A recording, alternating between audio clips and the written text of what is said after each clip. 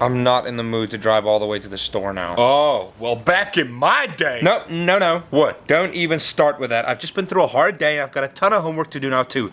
That's all. Goodness gracious. You know what? What? Back in my day, I had to walk 200 miles to the store, barefoot, on one leg. Wait, what was wrong with your other... While my other leg was fighting off 10,000 Mongolian soldiers, all while being chased by the Taliban through not one, but two Sharknadoes, where milk used to cost 1/8 of a penny. So don't you tell me I'm not in the mood. Pick your butt up and walk to the store.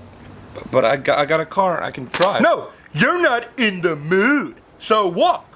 Don't forget my pudding. Okay.